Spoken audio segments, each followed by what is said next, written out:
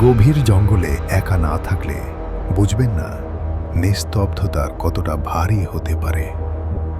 গত অক্টোবরে আমি রাঙ্গামাটির কাপ্তাই লেকের কাছে এক গভীর পাহাড়ি এলাকায় ক্যাম্পিং করছিলাম।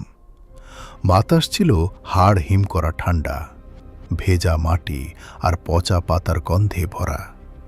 কালো পানির ওপর দিয়ে ঘন কুয়াশা ভেসে আসছিল, মনে হচ্ছিল সব গাছপালা গিলে ফেলছে।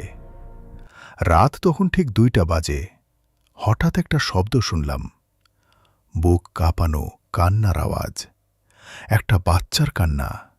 কিন্তু এটা তো অসম্ভব, কারণ এখান থেকে কয়েক মাইলের মধ্যে কোনো জনবসতি নেই। আমি ভয়ে জমে গেলাম, ঠান্ডায় মুখ দিয়ে ধোঁয়া বের হচ্ছিল। শব্দটা আবার হলো, এবার আরও কাছে। কান্নাটা স্বাভাবিক ছিল না, কেমন জানি যান্ত্রিক আর ছান্দিক ছিল। ওয়া আ, ওয়া আ। আমি আমার ভারী টর্চ লাইটটা হাতে নিলাম আর তাঁবুর চেইন খুললাম। শব্দটা এখন একদম তাঁবুর বাইরে। আমি ফিসফিস করে বললাম, কে ওখানে? কুয়াশা ভেদ করে টর্চের আলো গিয়ে পড়ল একটা বড় সেগুন গাছের ওপর। ঠিক তার পেছনেই মাটিতে সাদা কাপড়ে মোড়ানো ছোট কিছু একটা পড়েছিল।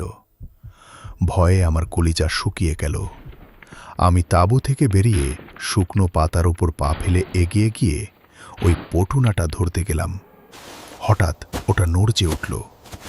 ওটা কোনো বাচ্চা ছিল না, ওটা ছিল একটা মানুষ। অদ্ভুতভাবে মাটির সাথে মিশে কুঁকড়ে বসেছিল, উল্টো দিকে মুখ করে। হাড় মটমট করার বিকট শব্দ করে সে উঠে দাঁড়াল। তার হাত পাগুলো ছিল অস্বাভাবিক লম্বা, আর নড়াচড়া ছিল একদম ভাঙা চোরা। সে ঘুরল। তার কোনো মুখ ছিল না, শুধু মসৃণ ফ্যাকাশে চামড়া।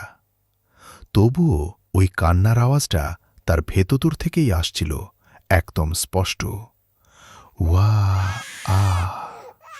তারপর কান্নাটা পাল্টে গিয়ে এক ভয়ানক পৈশাচিক হাসিতে পরিণত হল। আমি আর কিছুই গোছাতে যাইনি, পেছনেও তাকাইনি। জানপ্রাণ নিয়ে এক দৌড়ে হাইওয়েতে না ওঠা পর্যন্ত থামিনি।